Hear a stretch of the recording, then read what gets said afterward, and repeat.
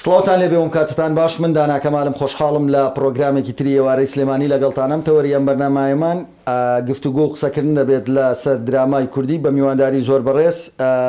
ئەحمەد مەحموود هونەرمەند و سینەماکار کە بە خۆشحاڵی و ئێستا لە ئەستۆدیۆی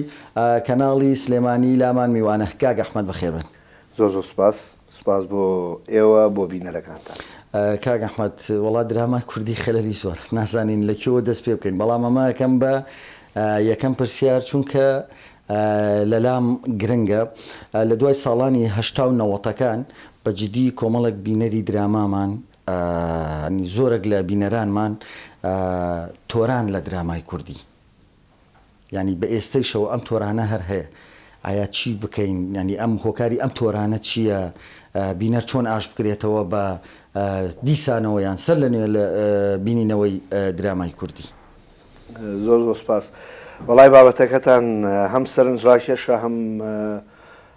شت زۆر هەڵەگرێ، قسە زۆر هەڵەگرێ و هۆکاری زۆریش هەیە بۆی کە باسی دراما لە خراپی و لە باشی بکرێ.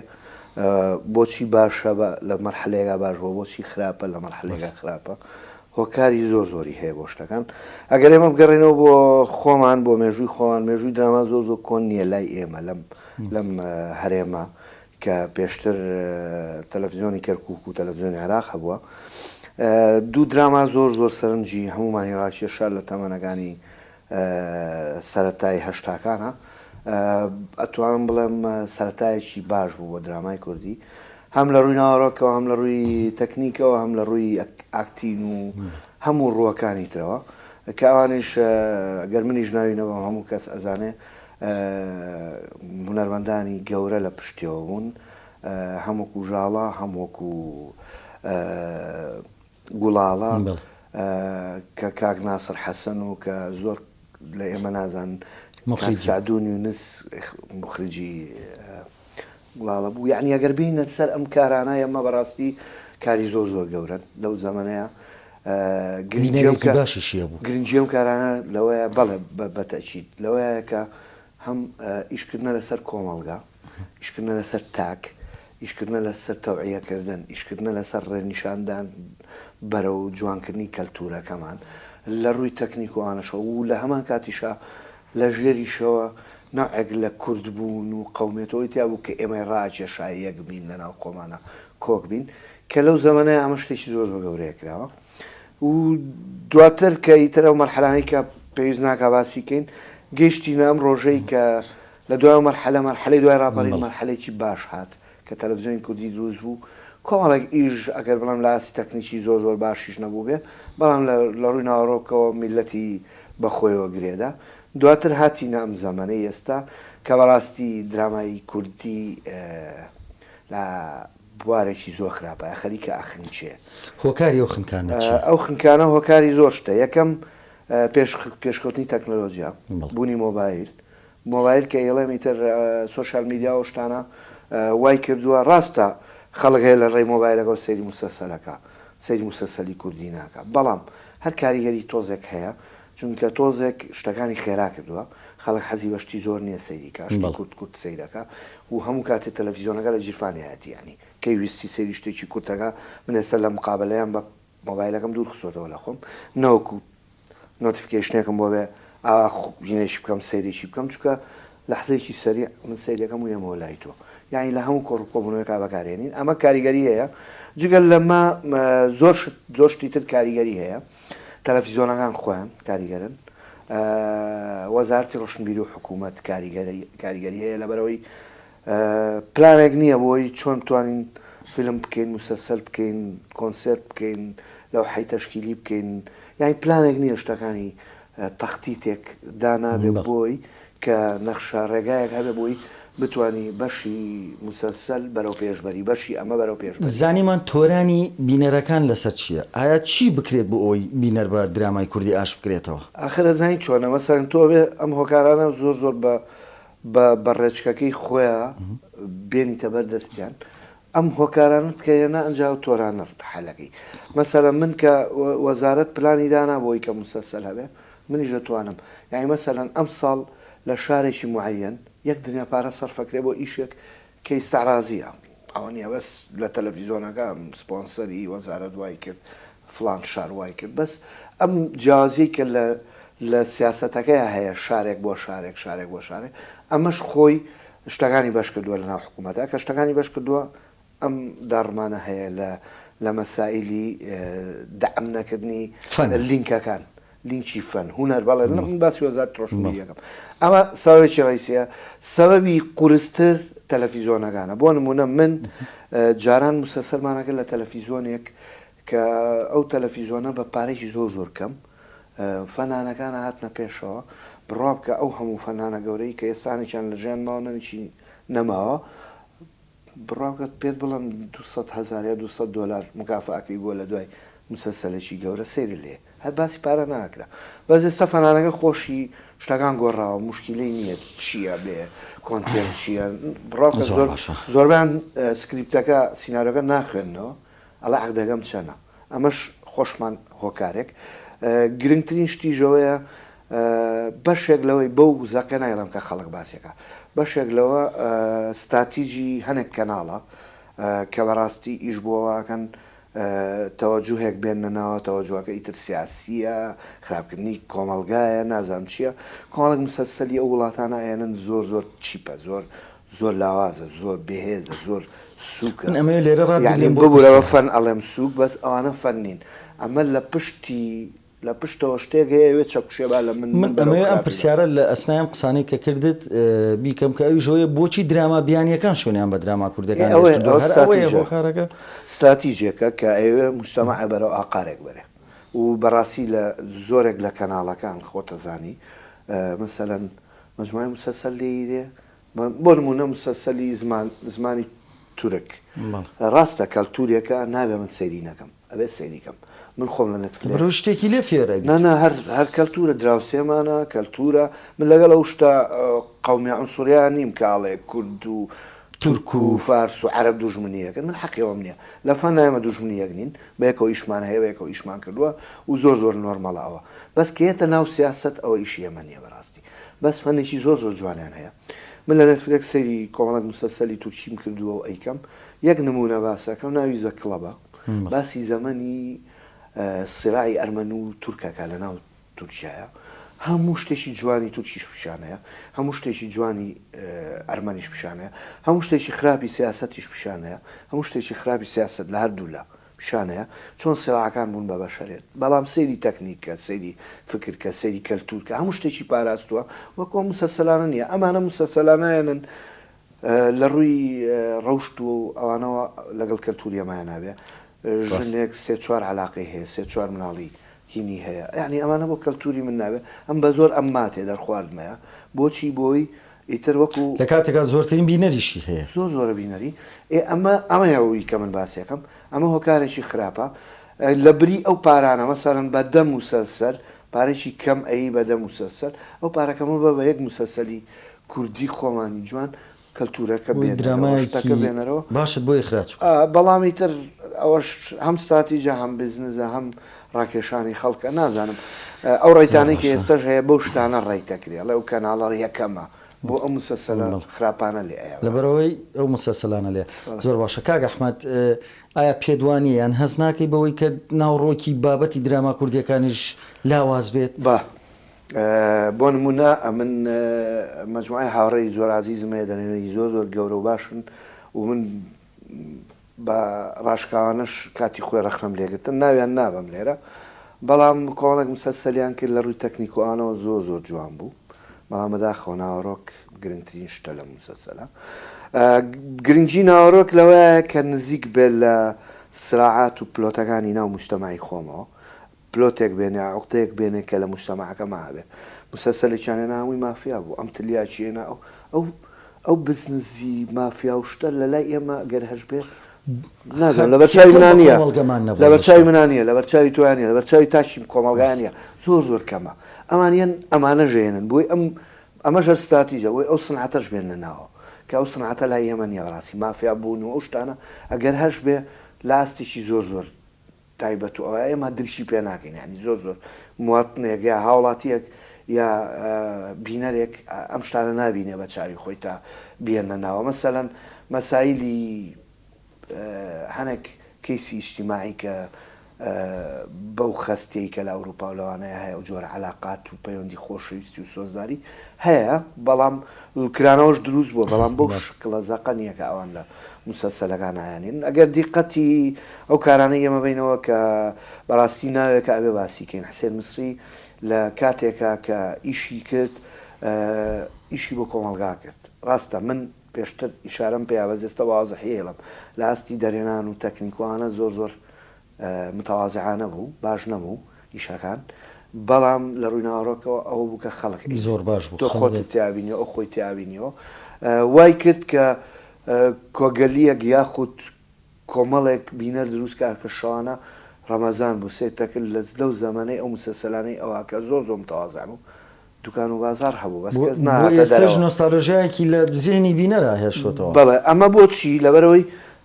تۆ خۆتت تیاوینەوە، یعنی چیرۆکەکە هەڵقوڵاوی ناخی تۆ بوو، موبالەغەی تیانە بوو، مجامەلەی تیانە بوو. مەسەلەن لە ڕەشەی پۆلیسا حاجی ئەکرەمێکیەوە ئەو پیاوە کچەکانی کۆمەلگامان ئەو پیاوەیان هەمویان ئەبینیەوە، لەبەرەوەی زۆربیان باوچیان وا بووە، زۆربیان مامیان وا بووە، زۆربیان خاڵیان وا بووە، یعنی سیرکە شتێکی نەئەگرت لە دەرەوە بێ، بەڵام ئەبێ ئاست بەرزکەینەوە. جگەلەوە ئێمە خۆمان وەکو تاکی هوەر ئەوانەی کە خولیای هوەرین کە ئیش لە هوەرەکەین کە خۆمان کردەوە مختص لە مەجالەیە، بەڕاستی نە خەڵک هانەین، نە خەڵک دروستەکەین، نە متەوازعانە هاوکاریەکەکەین لە ئیشا. من لە تۆ ئەم ئەو لە من ئەیە، ئەو سراحێکی زۆر خراپ هەیە لە ناو وەسەتەیە کە من یەک کەلیمە هەیە ئینفراستراکچەر لە ناو ئیشا، یعنی ژێرخان یەکێکە لە هۆکارە سەرەکیەکان کە هوەر باگشتی و دراما بەرەو خراپبوونەیە. مەسەلەن من ئەگەر باکستەیجێکی باشی ئەوم بێ ئێستا خۆشبەختانە چەند ساڵێکە لە سلێمانی و لە هەولێر و لە دۆچیش گروه دروست بووە، ئەو کروهانە ئەو گروپانە تۆزێک باشن، بە زۆر کەمە. ئەبێ هەم ئێمە هەم حکوومەت هەم شەریکاتی ئینتاجی هەوڵبەن خەڵک پێ دروستکەن تا لەشکر دروست نەبێ، لەشکری ئەو ئیشە دروست نەبێ و ئیشە ناچێتە پێشەوە. کاگە ئەحمەد چی ئەڵێن لەسەر ئەو درامانەی کە ئێستا بۆ نمونەی خراجەکرێت زیاتر نیشاندانی کۆمەڵگەیەکی پیاو سالاریە یان نێر سالاریە؟ زۆرێک لە دراماکان بە ئێستەیشەوە، ینی ئایا ئەمەمان تێنە پەڕانوە لە هەفتە هەشتاکانە بەس نییە ئەم کۆمەڵگەی ئەوە بە پیاو سالاری نیشان بدرێ ئەوەش تەوەجوها ئەزایی چۆنە. من ئێستا ناوێرم بەعزێ جار قسە بکەم یەکێگەڵە فێمینیزم وایەکێڵە باوک سالاری وایەکێڵە پیاوە، ئەزانی چی ئەم شتانەش هەر سیاسەتەکانە ئەیانێنێتە ناوە. بەس دوجار لێگەڕێ من وەکو فەنان، لێگەڕێ من وەکو هونەرمەند ئەو حساسی کە هەمە بەرامبەر کۆمەڵگاکەم پیادەیکەم کە پیادەم کرد بەس بڕوا بکە، یان مسەسەل هەیە لەسەرەوەی شەریحەیەک لە شەریحەکان باس کراوە، ڕانگرتووە مسەسەلەکە باسی پارێزەر کراوە، نابێ باسی پارێزەر کرێ، باسی مەلا کراوە، کاکە من چۆن تاعنی خۆم بکەم لەو کۆمەڵگایە. یعنی ئەزانی چێ سیاست هاتۆتە ناو هەموو شتێکەوە، یعنی یەت ئەڵە نابێت تۆ ئەمە بکەی، نابێت تۆ یەکاکە خۆ من ناڵێم هەمووی وایە، بەس مەلایەک هەیە خراپە، محەمەد هەیە خراپێ، سیاسیەک هەیە خراپە، مامۆستایەک هەیە خراپە، یعنی ئەحمەیەک هەیە خراپە، یعنی ناکرێم هەموو شتەکانمان لە مجتەمەعیان نەوێرین دەستی لێبین. من چۆن مجتەمەع بەرەو ئاقارێکی باش دەرم، بەرەو ئاقارێکی خراپ نەڕوات. زۆر باشە کاک ئەحمەد، بەم دوایانە دەرهێنەرە کوردەکانیشان لەسەر فیلمی سینەمایی کرد. بەڵێ و با بڵێم کەمێک لە درامای کوردی دوورکەوتنەوە وەکو هونەرمەندێکیان هەر وەکو سینەماکارێک ئەمە چۆن ئەبینن؟ وەڵی بەلای منەوە نازام شتێک نییە بڵێ لێرە دوورکەوتونەتەوە چوون بۆ ئەوێت، چونکە هەردوو ئاستەکە لێک مستەوە، هەردوو فڵدەکە لێک مستەوایە، یعنی فیلمیش ئاستی فیلمیش زۆر باڵا نییە ئێستا تا خەڵک هەمووی لایەبێ. بەعکسەوە ڕوئیای من بۆ ئەو قسەی پێشێستێکە کردم کەمترین کەسمان هەیە کە لەم بواران شارەزاوێ. ئەگەر من شارەزا بم لە سینەمایە لە موسەسەلە، بۆ نمونە بەختیار فەتاح فیلمی 09 کردووە، بەڵام بەختیار فەتاح دوای فیلمی 09 مسەسەلێکی کرد بۆ کەناڵێکی عەرەبی عێراقی و دەنگیایەوە. یعنی ئەمە ناکاتە ئەوەی کە من ئەمەم کرد ئەمەیان ناکەم یا ئەمە کادرەکانی ئێرەی بردووە، نە، مشکلەکە لەو ڕوکنانەیە کە ئێمە باسمان کرد، لەو یەکانەیە کە ئێمە باسمان کرد. مەسەلەن ئەگەر من چیرۆکیشی باشم بێتە بەردەست و دەعم بکرێم، بەدەعمێکی متەوازەهانە من ئەتوانم مسلسلێکی باش بکەم بەس ئەگەر چیرۆکەکە نەبوو ئەمە یەکێک بوو لە شتەکان کە باسمان کۆنتنتێکی باشم نییە کە چیرۆکەکەش هەبوو ئەگەر ستافێکی باش نەبوو کە من جەنابەت ئەکتەرێکی باشی تووەرە لەگەڵم ئەگەر ئەکتەرە باش نەبێ ئیشەکە کاڵ و کرچەوێ ئەگەر مسەورەکەم باش نەبێ کامێراکەی وێنەکان خراپە بێ مۆنتاژ سەوت هەموو شتەکان تەکمیلەی یەکن یعنی ئەما بێ ئەو شتانە هەمووی متەکاملکەین و دوای ئەوەش سیاسەت وازمان لێبێنێ ئیشی خۆمان بکەین سیاست لە چ ڕوویەکەوە لەوەی کام ستاتیجانەی کە ئەوانیانەیە باوازی لێبن لە درامایانەیکەنەوە تەلەڤیزۆنە ئەمە نانی فەن ئازادکەن ئازادکەن بەو پەیامانەی کە خەڵک ئێوە بیڵێ ئیتر خۆ ئەو ئازادێش لێرە بەڕاستی ئێمە بەری کەوتوین یعنی زۆر شتمان کردووە ئەوە نییە بڵم وڵاتێکمان هەیە کەس ناوێرە قسە بکە کەس ناوێت ئەو تا من لێرە بارەزوی خۆم قساکەم یعنی مشکلەکە ئەوەیە هەنێک جار دەخیل هەیە ئەو دەخیلانە واگەن شتەکان وای لێبێ هەنێک جاریش خەڵگەی حەزەکەم شارە لە پێشەوە بێ ئەو شارە دواکەوێ ئەمەش لەوانە حەزی تاک بێ ینی تعمیم نەبوو بێ بۆ سیاسیەکان بەڵام ئەو ئازادیە ئەگەر هەبێت ئەتوانین شتەکان باش تێچووی فیلمێکی سینەمایی لەگەڵ درامایە کامیان زیاتر بۆ نمونە لە مەسایلی مادیە زیاترە هەنی پارەی زیاتری تێ ئەچێت وەڵاهی ئەزانین چییە کە تۆ مەسەلەن پلانی ئیشێک دائنەی کە برێکداونەکەی بۆ ئیشێک ئەم برێکداونە ئەکەوێتەوە سەر ئیشەکەت چیرۆکەکەت لۆکیشنی زۆرە زەمانەکە ئێستەیە ئەگەر زەمانەکە ئێستا بێ پارەی کەمتە تێچێ چکە شتەکان بەردەستەوە و ڕێنتیەکەی کرێ بەکرێ ئەیەنیت و ئیشی لەسەرەکەی ئەگەر شت دروست بکرێتەوە بودجە فەرقەکە ئەگەر مەسەلەن زەمانی هەشتاکان بێ ئێستا بێ دەلادا بێنی مەسەلەن خانوەکان ناوعێکی کەیە دیکۆری ماڵەکان ناوعێکی کەیە دوکانەکان ستایلێکی ئەمە کۆست زۆرەوە ئەگەر دراما بێ یا ئەگەر فیلم بێ ئەگەر تۆ لە ئیشێکی مێژوویە ئیش بکەیتەوە بەڵێ پارەی زۆرترەوێ یان علاقی بە فیلم و دراماوە نییە بەزەو پرسیارەی تۆ بۆنی شتێکی لە یەکەم بۆنی ئەوی لە یەکەم کە تەوێ بڵێیت بەز من بە وازەحیە لەم فیلم هەیە پارێکی زۆر زۆر خەیاڵی ئەیەنێ ئەو پارە خەیاڵی ئەو فیلمی پێکرێ دوو مسەسەلی پێکرێ فیلمەکەش لەو ئاستە بەرزانێ ئەمە هەر ئەو علااقاتە نیکە کۆڕەپشنێکی خراپە لە ناو وەزارەتی بەس فیلمیش هەیە بە هەمان ینی پێچەوانی قسەکە دروستە فیلمیش هەیە ئەگەر تۆ بە پرۆفشناڵی قسە بکەیت لۆ بودجە هەیە و های بودجە هەیە ئەویان شتێکی کەیە بەس ئەمەی کە من فیلمێک هەیە کە سێرەکەم هی و پارەی نییە سێرەکەم ملیۆنە دۆلاری تێچووە تی ناگەم ینی بۆ تێچووە پرسیار پرسیارەکان وازە حەناڵم ئەو کۆڕەپشنەیەکە لە ناو لینکەکان هایتر لە وەزارەتە لە شوێنێکە لە موسسەیەکە لە حیزبێ گۆریەگرن پارێکی زەخم وەرەگرن و لە بینی خۆیانە زۆرمان تەخشان و پەخشانیەکەن و پەخشان و تەخشان ینی فیلمەکەیش ئەوە نییە کە تۆ بتەوێت ناکایبینی بە ئەوە نیی فیلمەکە نا کایبینی مەسەلەن ئەزانی ینی چکە ئێستا ئێمە ئیشمان ئەوەیە هەڵبەتەوەی سینەماکە برێکداونەکە ئازانی کە ئەمە ئەوەی تێ نەچووە چۆنە هەتا ئەگەر کۆنتراکتی زەخمیش کرابێ ئەگەر مەسە ئەکتەرێکی دەرەجە دووی وڵاتێکی کەشی هێناوێتەنەوە هەر سێرەکەی پارەکار زۆرە ئێستا خۆشبەختانە تۆ ئەزانیت بۆ نمونە فیلمێک داهاتەکەی جێ بەهۆی زانی برێکداونمان زۆر کردووە من هەم لە مسەسەل لەو شتانەیە زۆر زۆر مەسەلەن فیلمی سینەمایی لەنەوە چوارە فیلمێکمان کردووە من خۆم و کاتم ساعیم سەور بمەر بە کامێرای سینەمای ئاریفلێکس کرا لە 2007 لە ژانی گەل بەشدار بووم هەر فیلمێکی زەخمی سینەمایی بوو کە کرا مەسەلە مسەسەلمان بینیوە مسەسەلی لۆ بودجەمان بینیوە مسەسەلی گەورەشمان بینیوە کە کۆستی زۆر زۆر بووە بەڵام ئەزانی بۆچی تێ ئەچێت چونکە تۆ کە برێکداونەکە یان کە شتەکانە نووسیتەوە ئەزانی دیکۆر چی تێچێ ئەزانی پارەی موسیلەکان چەندی تێچێ یعنی تۆ تەخمینی خۆت ئستیمەیتی خۆت زۆر باشە بە پرسیارێکی تایبەتیش بکەین کاک حمات ئەویش نەک تایبەت بە تۆ تایبەت بە بابەتەکە نەوەڵە نا من ئەو جۆرە پرسیارە تەقلیدیە باوانەی ناکەم کە لە کەناڵەکانی کە ئاکرێت چکە بەجدی ئەوە پرسیاری من نییە پرسیاری من ئەوەیە کە ئایا بە بڕوای ئێوە دراما بیانیەکان بوونەتە هۆی شێوانی زمانی کوردیش لە ڕووی دۆبلاژەوە ئەوەی کە دۆبلاژ ئەکرێتەوە سەر وڵا ئەو دۆبلاژانە من ئێوە میدیاکاریشن بەڕاستیستان دۆب خۆی من خۆم لەگەڵیانیم ئیشی دۆب ئەزین بۆ یەکشت هەیە پێڵەن ئەحساس ئەو ئەحساسی خۆت نایەت هەرچەند زۆر بەڕاستی زۆر لەگەر ڕێزمە زۆر دۆبلاجی جوان ئەکرێ لە وڵاتەیە چ لێرە چ لە سلێمانی چ لە هەولێر یعنی شەریکات و خەڵکی پرۆفشنەڵی زۆر باش دروست بووە لە مەسایلی دۆبە هەم ساوند دیفکتەکان بە باشی دانرێتەوە هەم لیپسن و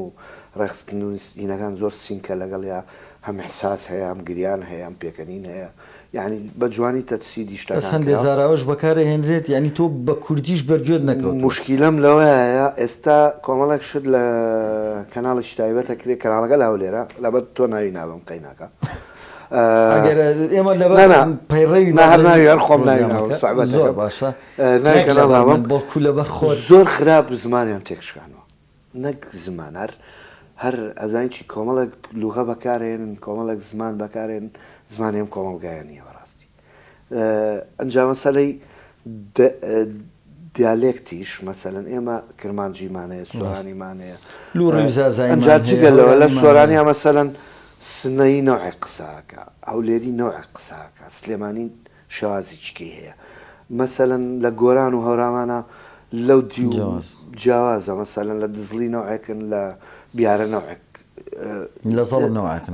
ئەبێت تۆ شتێکی ساندار دۆزیتەوە و حسابی ئەو شتانەش بکەی ناکرێ من خوشک و دایک و برایەک و ئەوم لە عایلەیەکەم دۆبلاجەکەم هیچێ بە هەولێری قساکە هیچێ بە کرمانجی قساکە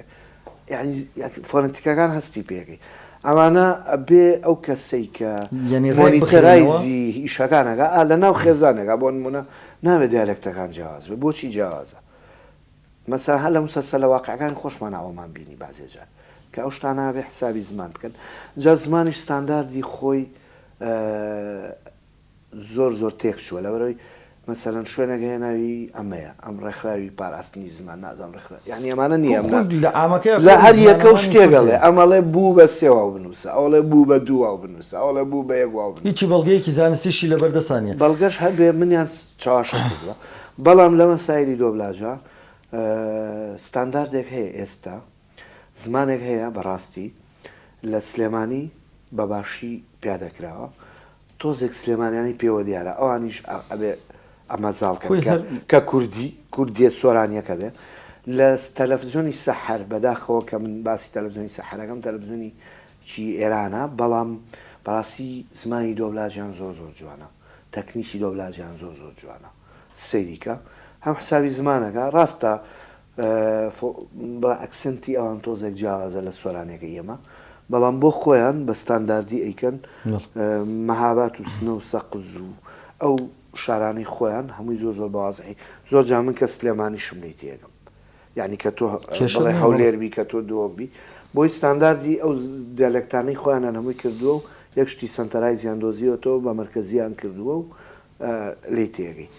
زۆر باشە کاک ئەحمەد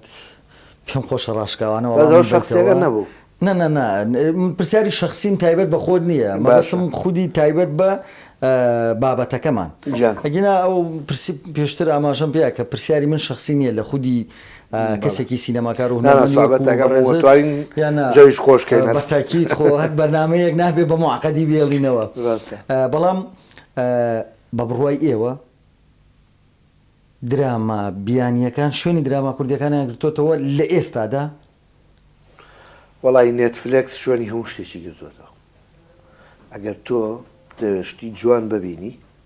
ئەچی سێری نێتفلێکسەکەی من ئێستا لە ئێستەوە خۆم حازر کردو دوو دراما ئەکرێ بەشدار بیت یەکیان ناوی بارانە لە ئێستا و چاوەڕێم بزانم ئەو ئومێدەیان ئەو ئومێدە ئەیان بە من کە ئەمەوێت درامایکی جوانی کوردی ببینم هیوادارم درامایکی تر هەیە بۆ ڕەمەزان هەر چاوەڕێ ئەویشم لە هینیش لە یەک دوو شوێنی کە ژاگام لێە یانی چاوەڕێم درامایانم لەو کاتانەوە زە نێتفلێکس هەیە لەمەر سەیری دراماگانەکەم بەشکم ئومێدێکە بێ بەس بەڕاستی ئێستا بەهۆی ئەم تەکنۆلۆژیایەوە ینی هەچی درامای جوانی دنیاە لەناو ئەو شوێنەیە کە پێڵەن نێتفلێکس کۆوەتەوە و لە ئاستی زۆر کوالیتی جێی گرتوێتەوە نەک جێی گرتوێتەوە آخر لای من نازام لای تۆ بەس تەسەوڕەکەم جێی گرت یعنی کەسەکانی گۆڕێت